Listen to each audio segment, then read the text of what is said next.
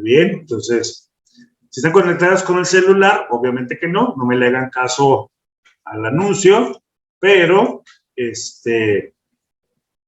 sí, por favor, procura no distraerte, ¿sale? Vamos a comenzar. Este taller se llama Abundancia Integral. ¿Por qué se llama de esta forma? Porque vas a tener la forma de cómo tú poder ir integrando todas las áreas de tu vida y sobre todo vas a tener la guía de cómo mejorar en cada una de ellas o en aquellas que quieras mejorar. Entonces, sí, por eso es que se llama Abundancia Integral, ya que el propósito es que puedas tener la guía para poder ir mejorando cada una de las áreas de tu vida y que vayas adquiriendo abundancia en cada una de ellas.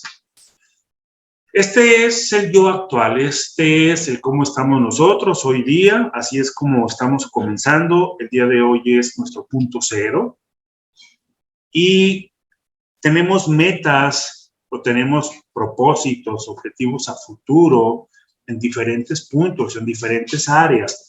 Algo que normalmente las personas identifican es que vivimos por etapas, ¿no?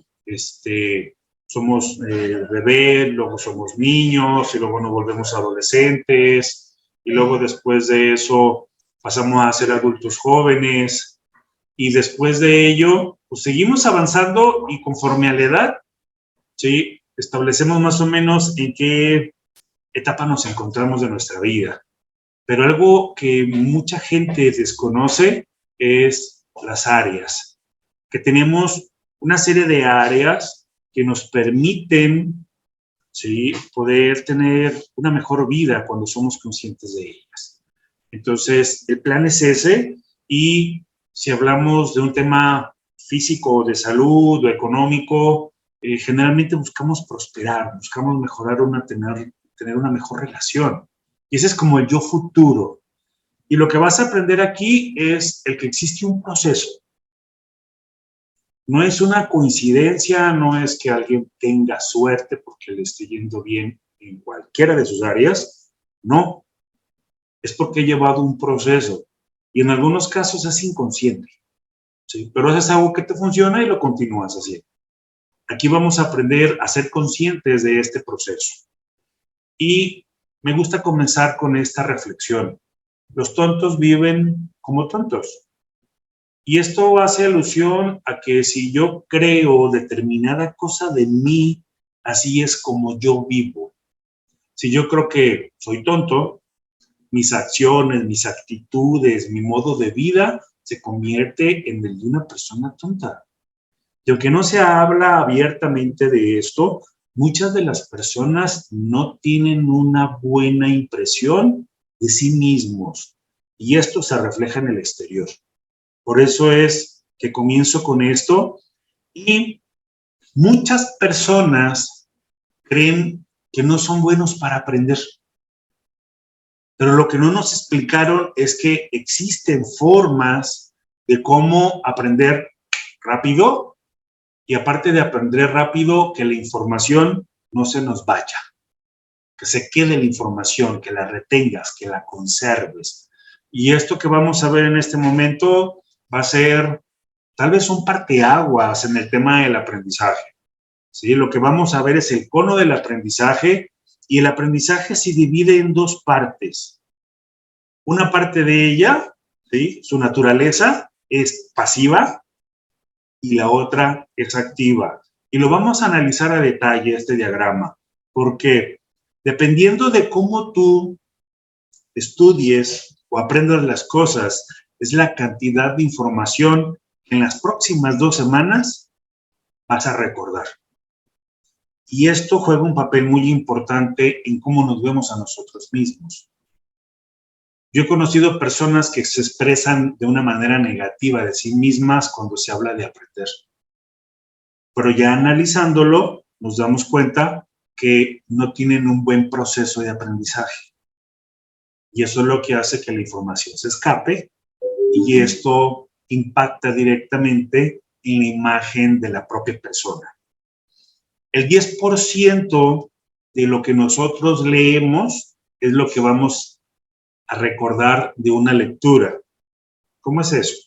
Yo hoy leo algún material, me leo un libro y como no tengo otra cosa, o sea, no estoy haciendo otra cosa más de que leer, y esta es una actividad pasiva, en 2 semanas solamente voy a recordar el 10% de lo que leí, no más. Y si yo estoy escuchando, como en este caso, en este momento, que tú estás leyendo la información y me estás escuchando, en 2 semanas vas a recordar el 20% de esta información. Y si estás observando imágenes, vas a recordar un 30%. Si tú escuchas y al mismo tiempo haces las cosas, ¿sí? O ves cómo se hacen en el caso de una demostración, ves cómo lo están haciendo, ¿sí? Esto te permite retener el 50% de la información.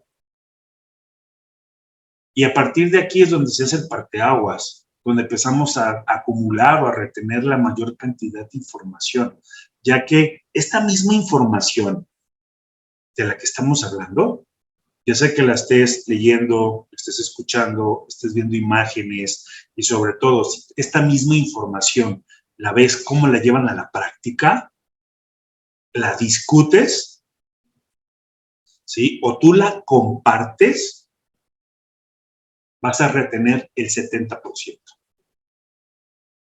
Y si tú haces una presentación dramática o una presentación, ¿sí? Participando físicamente en ella, simulando una experiencia real de acuerdo al tipo de información de lo que se esté hablando, o te pongas y lo practiques, en cuanto lo aprendes, vas a retener un 90% de la información. Por eso es que es tan importante que lo que tú aprendes el día de hoy, lo más pronto posible, y lo más pronto posible es hoy y lo más tarde es el día de mañana, lo estés compartiendo con alguien.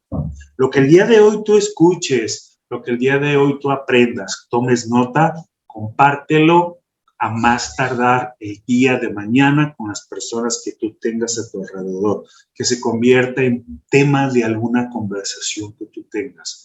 Esto te va a permitir retener hasta el 90% de la información. Y si esto lo llevas a cualquier situación, te vas a dar cuenta de que tal vez no es que tengas mala memoria, es que estabas aprendiendo de una manera no adecuada. Y este cono, esta información, lamentablemente no es una información nueva. Esta viene desde 1969, un estudio que se hizo, pero que lamentablemente no se ha trasladado a una forma común de aprendizaje, ¿no? Generalmente todos aprendemos de una forma pasiva. Como consecuencia, se nos olvida la mayor parte de la información. Y cuando se nos invita a ser activos en la información, nos da miedo. No queremos participar, no queremos actuar y creemos que solamente con el ver y el escuchar, esa información se nos va a quedar.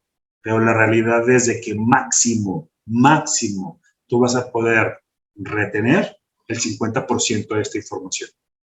Y en el mundo de los adultos, la falta de información cuesta mucho dinero y genera problemas.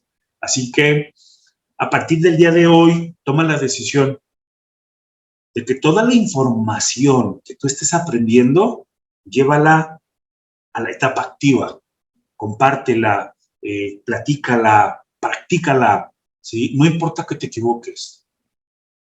Solo lo que se practica es lo que se mejora y se trata de que tú te vuelvas hábil en cualquier información que estés recibiendo para que puedas tener el beneficio de esa nueva información que al final te va a volver más hábil en el área en la que estés aprendiendo. ¿De acuerdo? Este es el primer cono del cual vamos a hablar. El segundo, la pirámide de Maslow. Tal vez ya han escuchado hablar de ella. Y la pirámide de Maslow habla acerca de las necesidades que tenemos los seres humanos. La primera es la necesidad fisiológica o básicas. De aquí entra la alimentación, ¿sí? La salud, la respiración, el descanso, la sexualidad.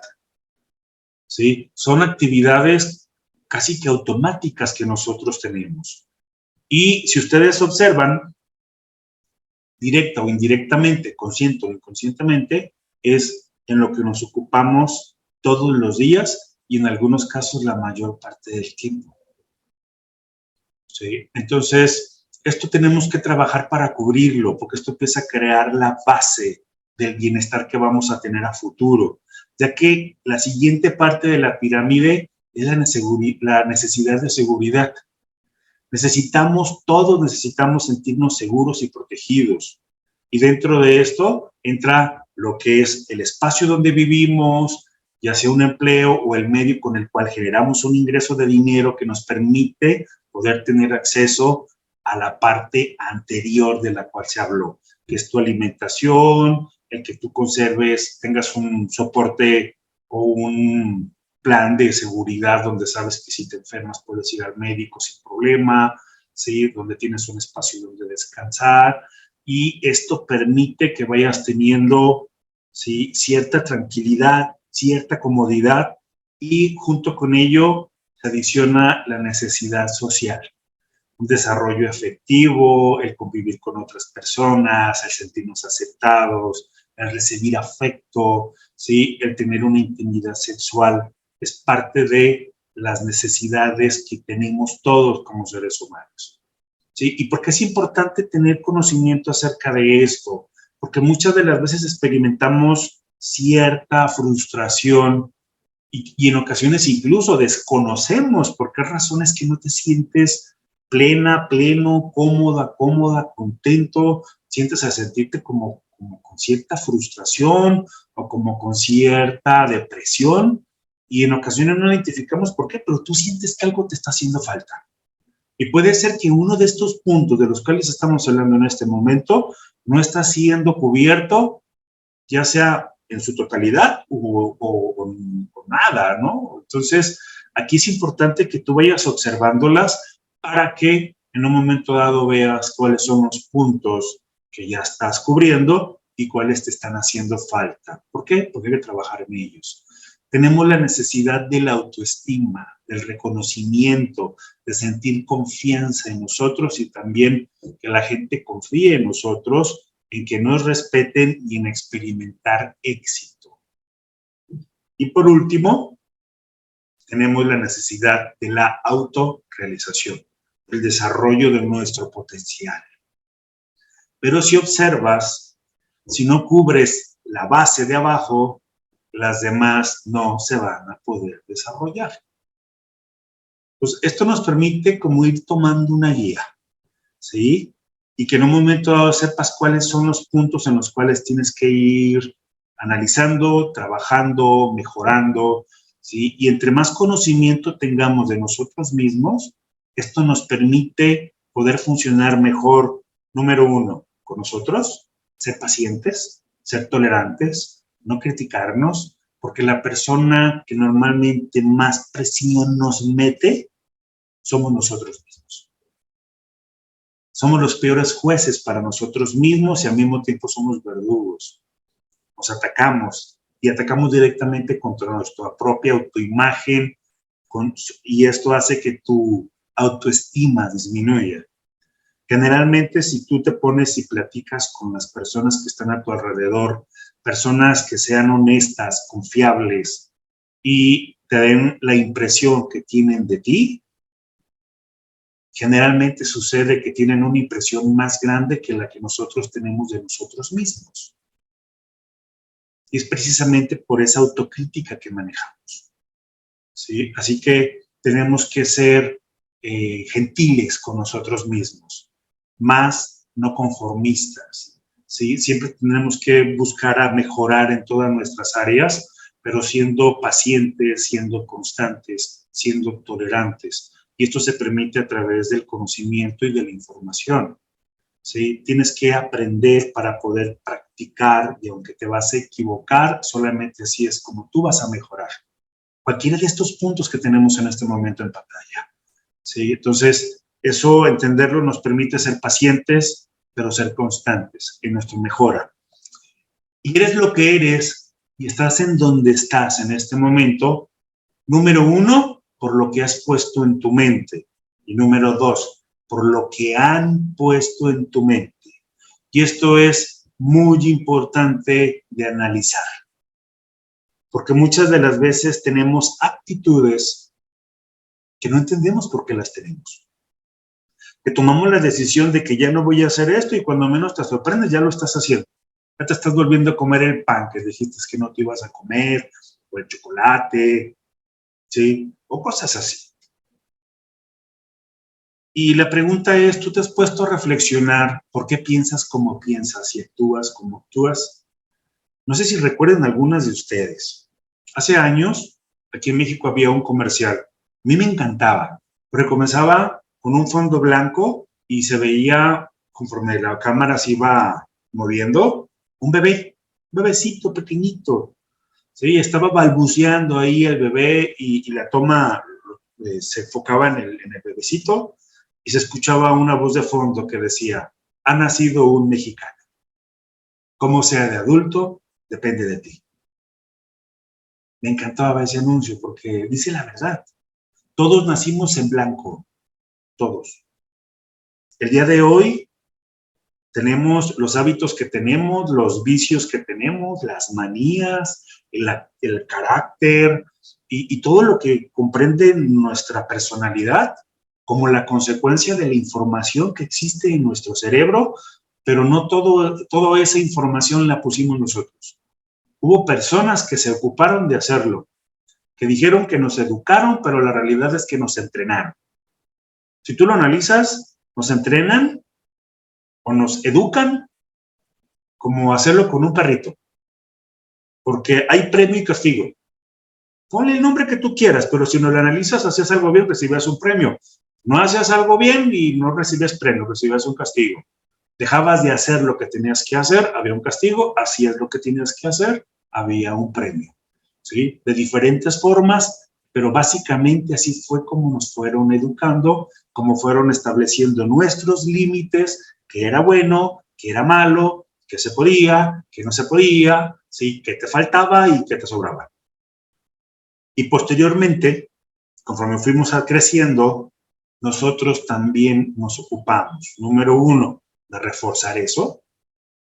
Algunas cosas no estuvimos de acuerdo y peleamos, nos volvimos rebeldes, pero por otro lado hubo algunas que las aceptamos y adicional hubo otras que las agarramos de otro lado y las hicimos propias y que muchas de ellas vinieron a reforzar lo que ya nos habían dicho que éramos, lo que nos faltaba y lo que nos sobraba. Así que es momento de que tú empieces a hacer introspección, de empezar a reflexionar, de que te des un tiempo, de que te desaceleres y des, no sé, 5 minutos, 10 minutos del día a irte a un espacio donde nadie te distraiga y empieces a identificar todas esas creencias que tú tienes, en dónde las aprendiste. Porque esto te va a permitir hacer las mejoras que necesitas hacer. Dice aquí, ¿quieres cambiar lo que eres? ¿Quieres cambiar en dónde tú estás? Tienes que mejorar lo que hay en tu mente. Eso es totalmente definitivo. Si hay alguna parte o alguna cosa o algo en tu vida que quieras mejorar, no estoy diciendo que esté mal, ojo. Puede que sí, pero puede que no. Pero el simple hecho de que tú quieras que algo esté mejor, ¿sí? Esto quiere decir que tú tienes que mejorar lo que hay en tu mente, que es información. ¿Por qué razón? Porque es importante identificar las creencias que tú tienes, ¿sí? Y te vas a dar cuenta que todas se pueden mejorar. Ahora, básicamente a nivel social entramos en 3 grupos. Y vamos a analizar en el tema de actitudes, ¿sí? Porque nuestras actitudes nos colocan en ese grupo socioeconómico en el cual nos encontramos, no importa dónde vivamos. ¿A qué me refiero? Tú puedes vivir en una zona que sea una zona muy abundante. Si hablamos de un Medellín, puedes vivir en el Poblado o puedes vivir aquí en Guadalajara, en un Puerta de Hierro, estás viviendo ahí, pero tu forma de creer, tu forma de pensar desentona, ¿sí? Puedes tener la forma de pensar de una persona clase media o clase pobre, aunque estés viviendo en una zona muy rica. ¿Cómo identificamos eso? Y esto es el resultado de estudios que se han generado. Las personas que tienen una estructura de pensamiento, vuelvo y repito, una estructura de pensamiento, básicamente tienen estas creencias. Hay muchas más, pero estas son así como que las que estructuran todo lo demás. Y es que creen que el gobierno es el responsable de su bienestar. Número 2, creen en la lotería. O sea, creen que su situación económica va a mejorarse como consecuencia de algún juego de azar. Y creen en la familia, en que si en la familia hay alguien que ya le fue bien, su responsabilidad es que le tiene que ayudar. Y esto combínalo. Puedes hacer un montón de combinaciones. Y tú, párate y escucha la gente que está a tu alrededor. Y empieza a escuchar qué es lo que hablan.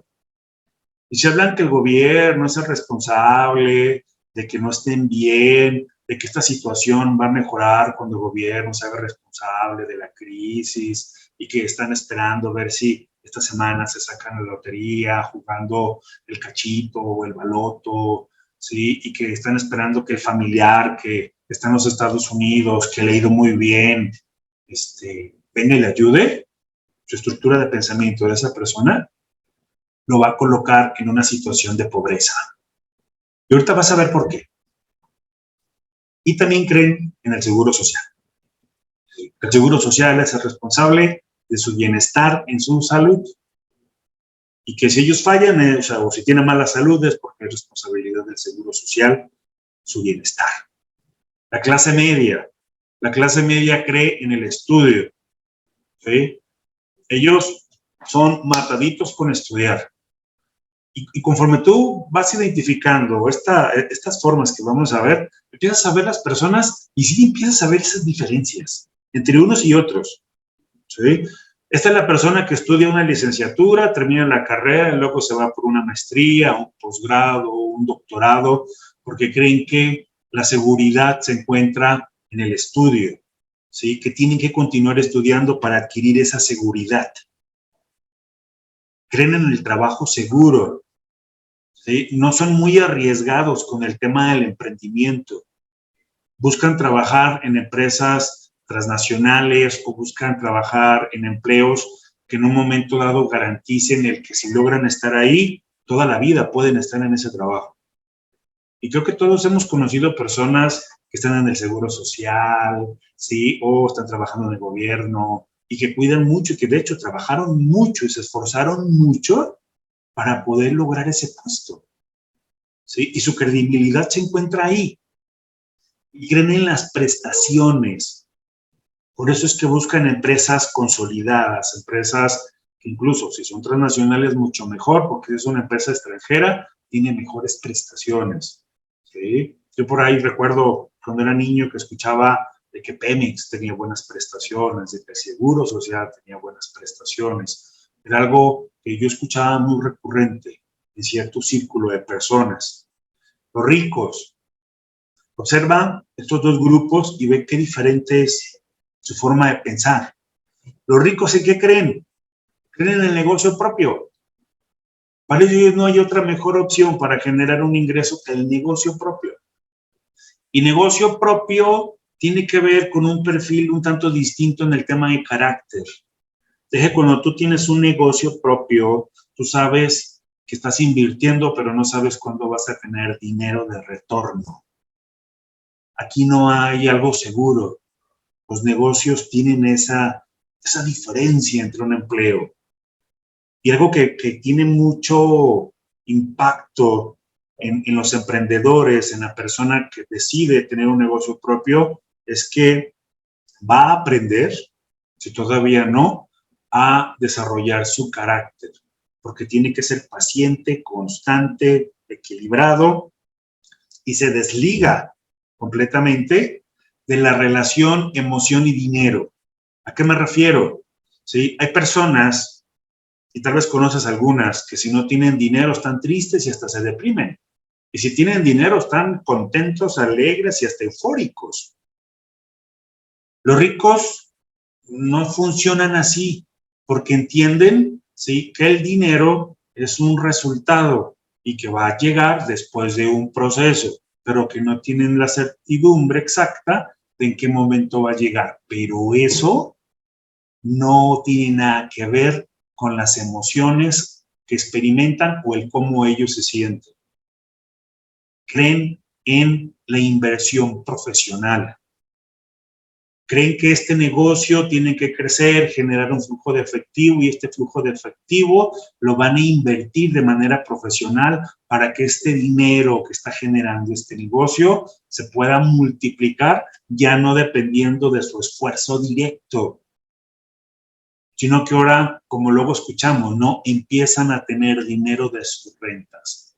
Ojo, no dije vivir de sus rentas, empiezan a tener dinero de sus rentas, empiezan a hacer creciente un flujo de efectivo. Y esta es la clave de la riqueza. Ellos creen en, esta es una fórmula, anótala, RDO, recursos de otros. Y aprovecho para hacer un comercial. Si tú pretendes generar mucho dinero, tienes que aprender a apalancarte en el recurso de los demás. Y esto no quiere decir que seas una abusiva, un abusivo, un aprovechado, un aprovechado. No, simplemente, o sea, si tú tienes un negocio y contratas a alguien, le estás pagando por el servicio, el conocimiento que te está aportando. Pero obviamente que este servicio, este conocimiento va a generar más de lo que se está pagando por él. Si tienes 5, 10, 20, 100 personas a las cuales tú estás contratando o pagándole por servicios, es a la medida que se va multiplicando la capacidad de generar riqueza. Así que no hay un rico, si tú lo analizas, que no se esté apalancando, ya sea en la mano de obra de otra persona, ¿sí?, o en los recursos de otros, como en el caso de los bancos, que piden un préstamo. Eso es un recurso. Si observas, el actuar bajo estas creencias es lo que genera en el punto en el que nos encontramos. Y hagas lo que hagas, no vas a dejar de ser pobre, o no vas a dejar de estar en la clase media, o no vas a dejar de ser rico o rica.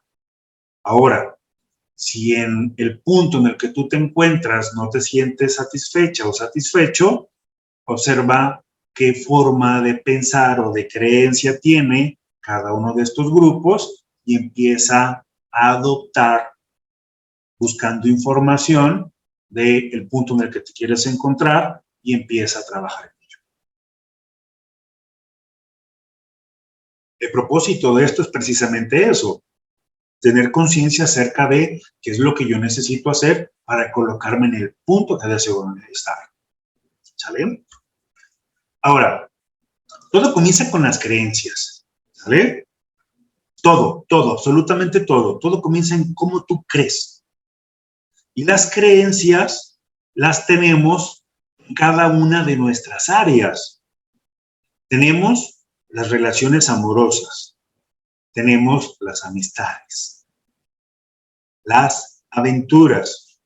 Y cuando digo aventuras no me refiero a aventuras amorosas, me refiero a aquellas cosas que tú haces, ¿sí?, como, no sé, irte a otro país, aventarte del paracaídas, cosas de ese tipo, ¿de acuerdo? A ese tipo de aventuras me refiero.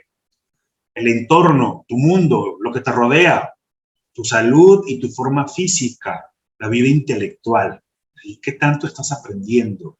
Tus habilidades, tu vida espiritual, tu economía, que es directamente el dinero, tu profesión o trabajo, tu vida creativa, tu vida familiar, la vida en la comunidad, y dentro de la vida familiar entra tu esposa, ¿sí? O esposa o hijos, si los tienes, sí, que es tu familia directa, y luego la indirecta, que son papás, hermanos.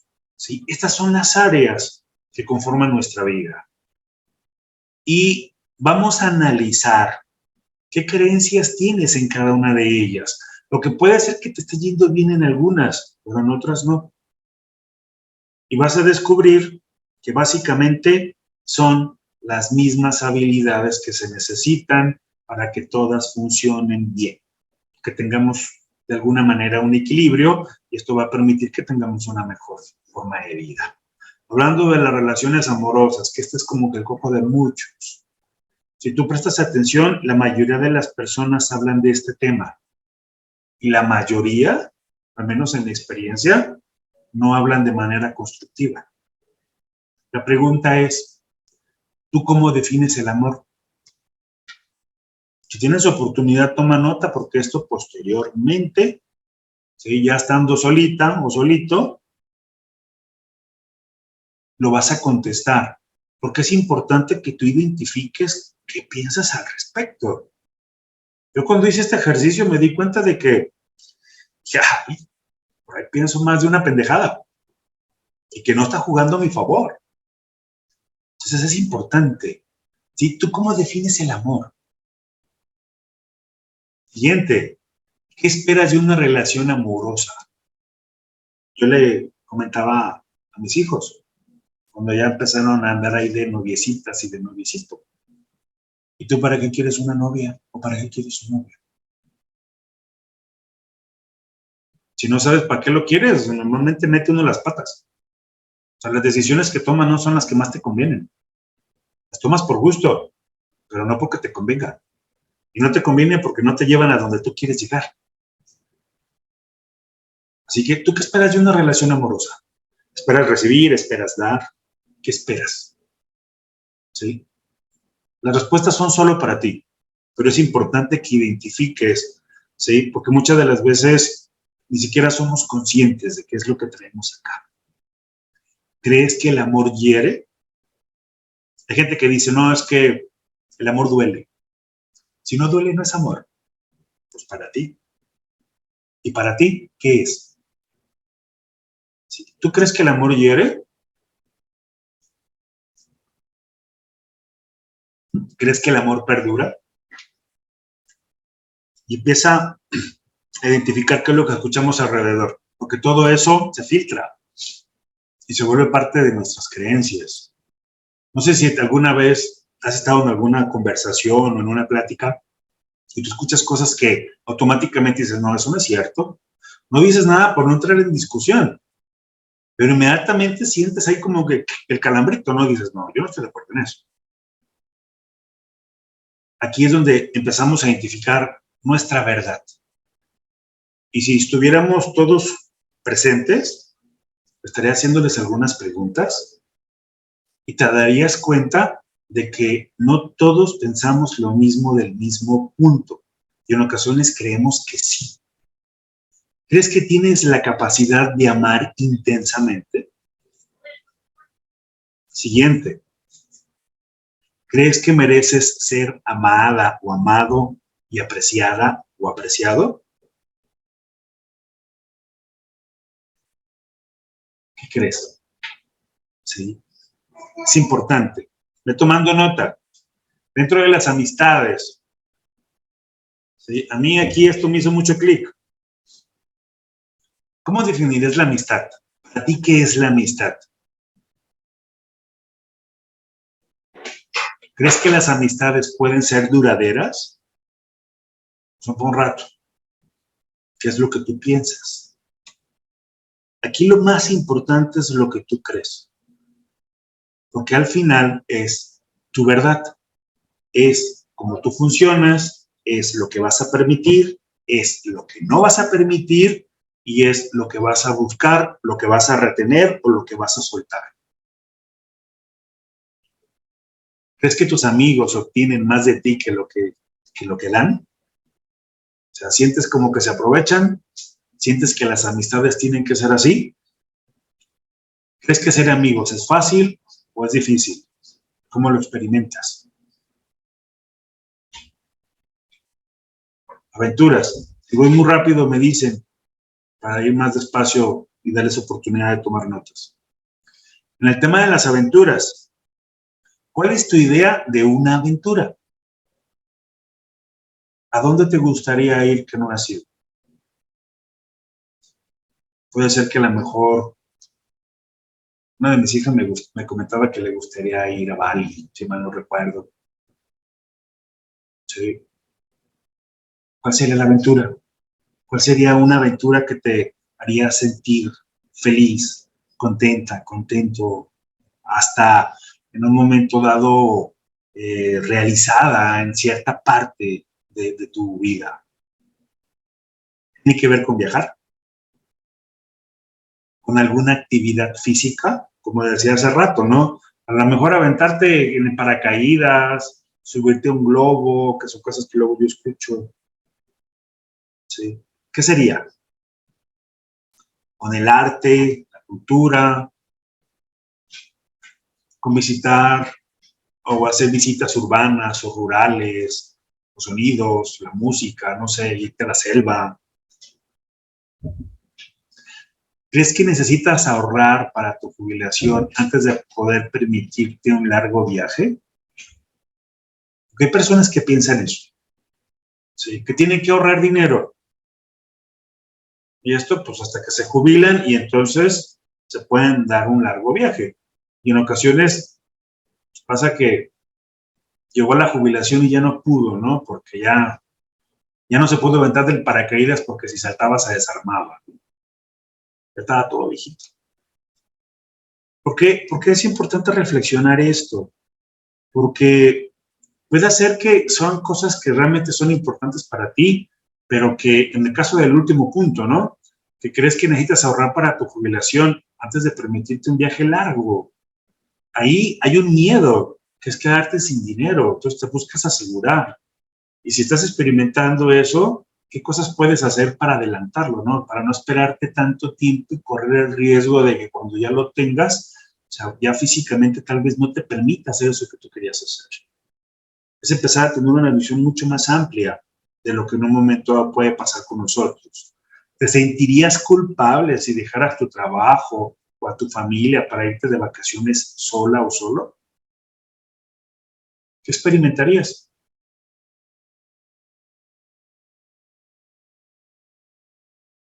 En el entorno, lo que te rodea, ¿dónde te sientes más feliz?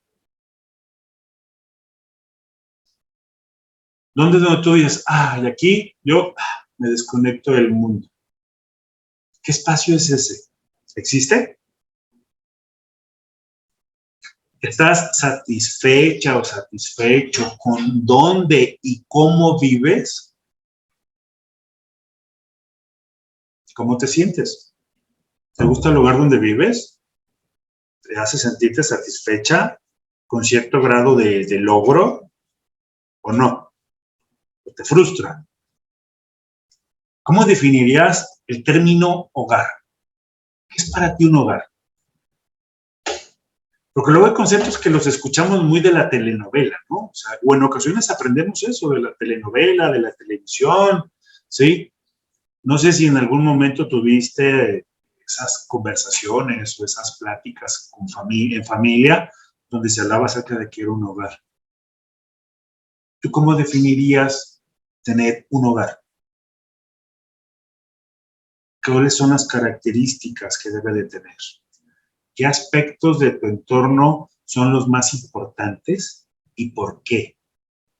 Colores, sonidos, ¿sí? Proximidad a la naturaleza o a la cultura, nivel de comodidad, artículos, lujos. Y si observas, es mucho de lo que en ocasiones nosotros dentro de nuestro negocio hablamos. Sí, como que parte del negocio, digámoslo así, como que la cultura interna dentro de nuestro negocio habla mucho acerca de esto. El estilo de vida, el auto, la camioneta, la casa, las vacaciones, ¿sí? Pero aquí lo más importante es, para ti, ¿qué es lo más importante? ¿Qué aspectos tiene que tener? ¿Qué características tiene que tener el entorno? ¿Sí? Que te haga, que sea muy cómodo, cuáles son los puntos importantes para ti, porque esto va a tener un impacto en tu vida, en tus decisiones, y puede ser que sean inconscientes o puede ser que sean conscientes. Lo ideal es que sean conscientes, y lo vamos a ver un poco más adelante. Pero es importante que empieces a aterrizar todo, porque muchas de las veces puedes estar experimentando cierto malestar y no eres consciente de por qué. Y lo que pasa es que donde tú te encuentras, la realidad es que no te hace sentir cómoda o cómodo, pero no eres consciente de eso.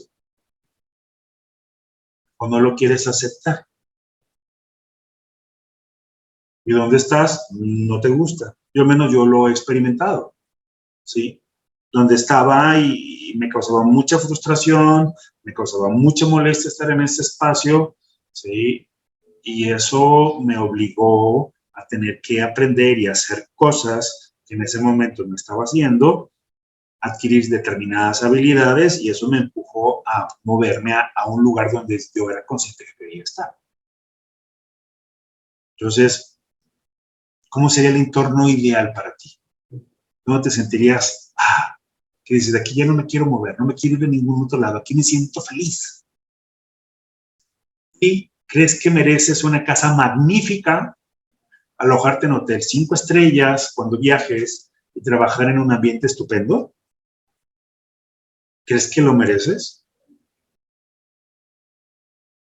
Y todas estas preguntas son para que te las contestes lo más honestamente posible, y son de ti para ti. Nadie más se tiene que enterar. Si quieres anotarlas y contestarlas y luego quemar la hoja, quémala si quieres. Lo importante es que generes conciencia, porque tal vez descubras algo. Salud y forma física. ¿Cómo definirías el concepto de salud física? Para ti, ¿qué es tener una buena salud física? Años atrás, o ya no, pero años atrás, yo recuerdo cuando era niño, llegaban las tías y lo veían uno todo cachetoncito, gordito, y te agarraban y te apretaban el cachete. Y, ay, mira, qué niño tan bonito, está bien, lleno de salud, bien sano, ¿sí? Y parecía marrano, todo gordito. Pero era un concepto que existía antes, o ya nos dimos cuenta que no es así. ¿Cómo defines el concepto de salud para ti? ¿Cómo definirías una alimentación saludable? No lo que te ha dicho el TikTok, Facebook, Instagram, las redes sociales, no. ¿Cuál es tu concepto personal, real? Haciendo de lado todas esas cosas, para ti, ¿cuál sería una alimentación saludable? Y luego después puedes identificar o puedes buscar, ¿sí?, lo que realmente necesitas para que te acerque al concepto de salud física. O tal vez descubras que el concepto que tienes no es el más adecuado. ¿Crees que eres genéticamente propensa o propenso a algún problema de salud? Y aprovechando este punto, te paso un dato. El 25% de tus enfermedades son genéticas. Todo lo demás no tiene nada que ver con la genética. Y son modificables. Se pueden modificar. Hoy ya se descubrió eso. El resto tiene que ver con el entorno y con tu comida. Así que si tú vienes de papás diabéticos, hipertensos o con algún problema de salud que son crónicos degenerativas, no tienes por qué vivirlas tú. Están totalmente relacionadas con tu forma de pensar y con tus hábitos alimenticios y de movimiento. Ya por ahí ya te pasé un dato con eso, ¿sí? Aprovechando el tema de la genética. ¿Crees que vivirías igual o más que tus papás? ¿Qué expectativa de vida te das tú?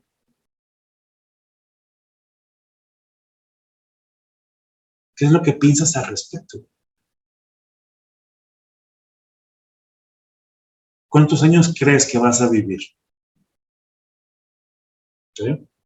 Es importante identificar eso. ¿Crees que estás envejeciendo bien o que estás envejeciendo mal? ¿Te gusta cómo vas avanzando con tu aspecto en relación a tu edad o no?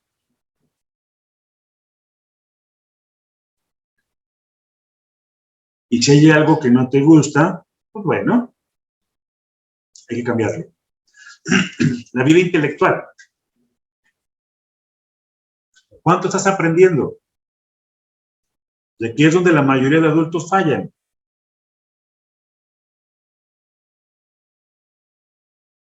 La mayoría de las personas que yo conozco, adultos mayores a 30 años, dejaron de estudiar cuando dejaron de ir a la escuela. ¿Sí? Dejaron de ir a la escuela y ya. ¿Sí? No estudiaron. Como que si ya a partir de ese momento no fuera necesario. Así que pregúntate, ¿cuánto estás aprendiendo hoy día? ¿Qué tipo de información estás recibiendo? ¿Cuánto estás creciendo a nivel intelectual? ¿Cuánto control tienes sobre tu mente y tus pensamientos diarios? ¿Sí? De lo que piensas, ¿se va solito? ¿Lo puedes frenar? ¿No lo puedes frenar? ¿Sí? ¿Cómo es tu relación con tu mente? ¿Cómo funciona? ¿Crees que tienes la inteligencia adecuada para lograr tus metas? Porque luego escuchamos personas que dicen que no, ¿sí? Que no. O sea, algo que yo en ocasiones escucho es que yo no puedo. Y cuando yo escucho que una persona dice no puedo, lo que yo escucho es no sé. Está totalmente relacionado con aprendizaje, con lo intelectual. Si alguna ocasión tú has dicho es que yo no puedo, lo que realmente quieres decir es no sé. Pero a los adultos nos cuesta mucho trabajo decir no sé. Después de cierta edad se vuelve como complicado decir eso. Si no sabes, puedes aprender, pero si no puedes, pues no puedes. Y le pusiste tus propios pies a tus manos y no vas a poder hacer nada. Y te estancas, te quedas ahí. Es importante identificar eso. Así que, ¿cuánta inteligencia crees, ¿sí?, que tú tienes para lograr tus metas? En el caso de las habilidades, ¿y qué consideras que eres buena o bueno?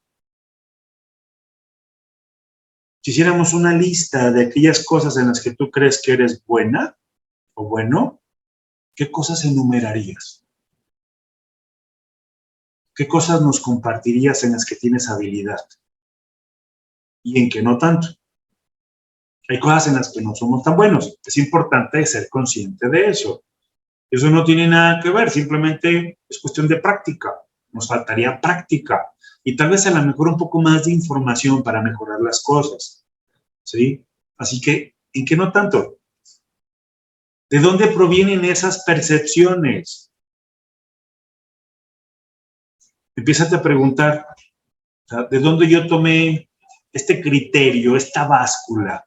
Porque tenemos como que una báscula donde medimos, ¿sí? Así como que una de esas básculas de balanza, donde lo bueno es lo malo, lo positivo es lo negativo, lo inteligente lo tonto, ¿sí? Sí, que le pones y, o sea, pero ahora, ¿de dónde sacaste esa báscula?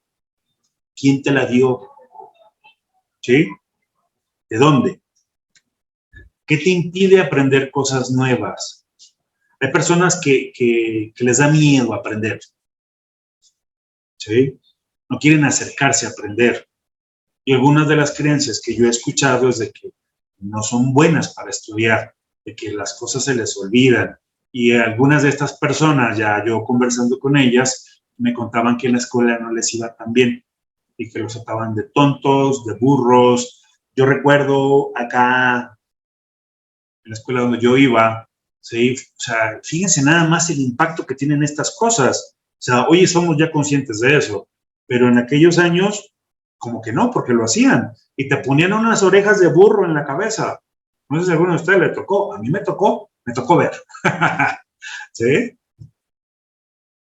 y ponían ahí al niño que no sacó una buena calificación y le ponían sus orejas de burro y todo el día se quedaba con esa pendejada en la cabeza. O sea, el impacto tan grande. ¿Qué cosas fueron las que te dijeron de niña o de niño que impactaron en que tal vez, ¿sí?, tú creas que aprender no es lo tuyo? Y por eso fue que quise comenzar con el cono del aprendizaje, porque yo me encuentro mucho eso.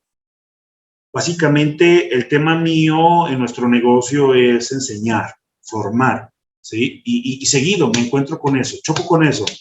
Es que a mí me cuesta trabajo aprender. A ver, analicemos por qué. ¿Cuáles son las creencias que están ahí en tu cabeza que se están volviendo una realidad para ti? Y aquí básicamente lo que estamos desmenuzando son tus realidades en estas diferentes áreas, ¿no?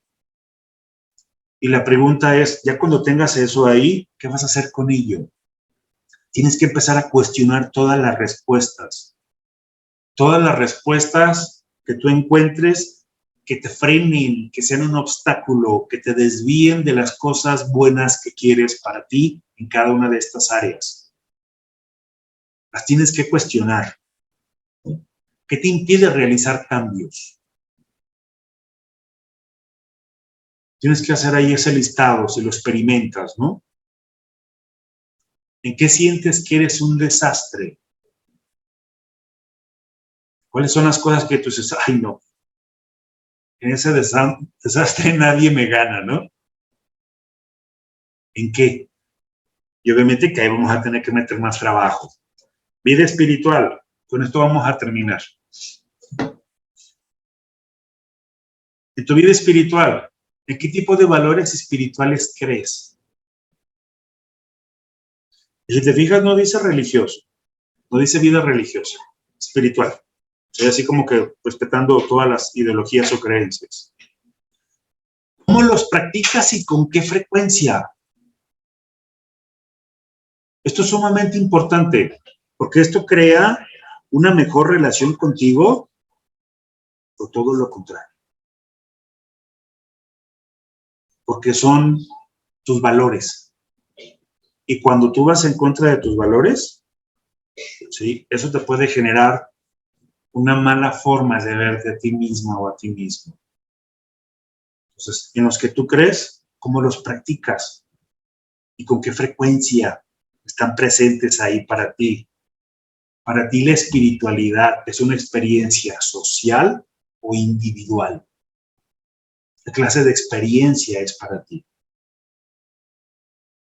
¿Lo manejas de manera muy personal o tiene que ser en grupo para que funcione? ¿Estás atascada o atascado en modelos de cultura y religión que son pocos atractivos, pero que te dan miedo abandonar por la posibilidad de herir a otros? Yo he conocido casos así. ¿Sí? Entonces, aquí la pregunta es, ¿qué tú estás en la situación? Insisto, las respuestas solamente van a ser para ti, ¿de acuerdo? Y nos vamos a quedar en economía.